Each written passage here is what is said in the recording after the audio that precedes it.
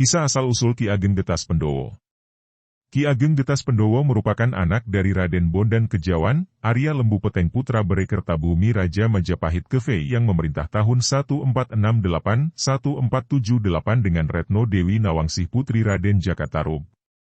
Apabila kerajaan Majapahit runtuh setelah raja yang ke-6, boleh jadi Raden Bondan Kejawan adalah Raja Majapahit ke-6 alias Girindrawardhana yang memerintah tahun 1478-1498. Ki Ageng Getas Pendowo memiliki 7 putra-putri yaitu, Ki Ageng Selo, Nyai Ageng Pakis, Nyai Ageng Purno, Nyai Ageng Kare, Nyai Ageng Wanglu, Nyai Ageng Bokong, dan Nyai Ageng Adibaya. Ki Ageng Getas Pendowo mempunyai saudara, Ki Ageng Wonosobo dan Nyai Ageng Ngerang, Siti Rochmah Dewi Roro Kasihan, yang menikah dengan Ki Ageng Serang, Sunan Ngerang, Syekh Muhammad Nurul Yakin Putra Maulana Maghribi II. Menurut cerita Babat Tanah Jawi, Mainama, 1905, Altov, 1941, Prabu Brawijaya terakhir beristri Putri Wan dan Kuning dan berputra Bondan Kejawan, Ki Ageng Lembu Peteng yang diangkat sebagai murid Ki Ageng Tarub. Ia dikimpoikan dengan putri Ki Ageng Tarub yang bernama Dewi Nawangsih, dari ibu bidadari Dewi Nawangwulan.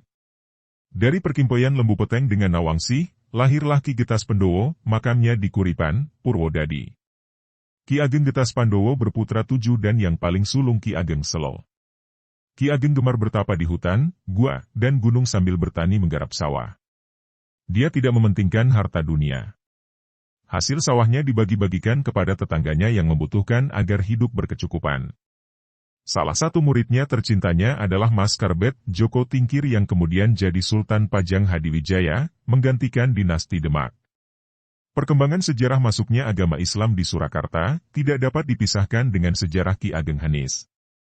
Mulanya Laweyan merupakan perkampungan masyarakat yang beragama Hindu Jawa. Ki Ageng Beluk, sahabat Ki Ageng Hanis, adalah tokoh masyarakat Laweyan saat itu. Ia menganut agama Hindu, tetapi karena dakwah yang dilakukan oleh Ki Ageng Hanis, Ki Ageng Beluk menjadi masuk Islam. Ki Ageng Beluk kemudian menyerahkan bangunan pura Hindu miliknya kepada Ki Ageng Hanis untuk diubah menjadi Masjid Laweyan. Kerajaan Mataram Islam dirintis oleh tokoh-tokoh keturunan Raden Bondan Kejawan Putra Berekertabumi. Tokoh utama perintis Kesultanan Mataram adalah Ki Ageng Pamanahan, Ki Jurumartani dan Ki Panjawi. Mereka bertiga dikenal dengan Tiga Serangkai Mataram, atau istilah lainnya adalah Three Musketeers from Mataram. Di samping itu banyak perintis lainnya yang dianggap berjasa besar terhadap terbentuknya Kesultanan Mataram seperti Bondan Kejawan, Ki Ageng Wonosobo, Ki Ageng Getas Pandawa, Nyai Ageng Ngerang dan Ki Ageng Ngerang, Ki Ageng Madepandan, Ki Ageng Sabah, Ki Ageng Pakringan, Ki Ageng Sela, Ki Ageng Enis dan tokoh lainnya dari keturunan masing-masing. Mereka berperan sebagai leluhur raja-raja Mataram yang mewarisi nama besar keluarga keturunan Brawijaya Majapahit yang keturunannya menduduki tempat terhormat di mata masyarakat dengan menyandang nama Ki Gede, Ki Ageng, Nyai Gede, Nyai Ageng yang memiliki arti, tokoh besar keagamaan dan pemerintahan yang dihormati yang memiliki kelebihan, kemampuan dan sifat-sifat kepemimpinan masyarakat. Ada beberapa fakta yang menguatkan mereka dianggap sebagai perintis Kesultanan Mataram yaitu: Fakta 1, tokoh-tokoh perintis tersebut adalah keturunan ke-1 sampai dengan ke-6 Raja Majapahit terakhir Berekertabumi yang bergelar Brawijaya V, yang sudah dapat dipastikan masih memiliki pengaruh baik dan kuat terhadap kerajaan yang memerintah maupun terhadap masyarakat luas. Fakta 2, tokoh-tokoh tersebut adalah keturunan silang, campuran dari Wali Songo beserta leluhurnya yang terhubung langsung kepada Imam Husain bin Ali bin Abu Thalib, yang sudah dapat dipastikan mendapatkan bimbingan ilmu keagamaan, Islam, berikut ilmu pemerintahan ala khilafah, kekhalifahan Islam Jazirah Arab. Hal ini terbukti dalam aktivitas keseharian mereka juga sering berdakwah dari daerah satu ke daerah lainnya dengan mendirikan banyak masjid, surau dan pesantren.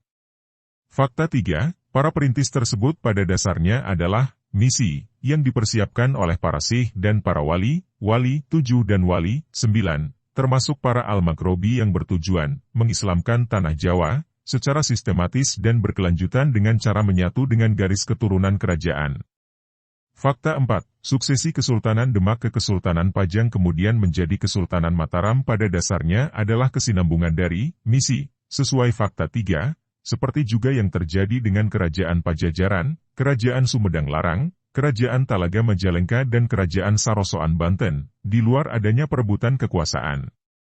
Dengan demikian dari keempat fakta di atas, jelas sudah bahwa terbentuknya Kesultanan Mataram pada khususnya dan Kesultanan Islam di Jawa pada umumnya merupakan strategi yang dipersiapkan oleh para syaikh dan para wali untuk mempercepat menyebarnya Islam di tanah Jawa, sehingga salah satu persyaratan pembentukan Kesultanan Islam baik di Jawa maupun di daerah lainnya harus mendapatkan legitimasi pengesahan dari Mekah dan atau Turki. Jalur untuk keperluan tersebut dimiliki oleh para Ahlul Bait, seperti para syekh dan para wali.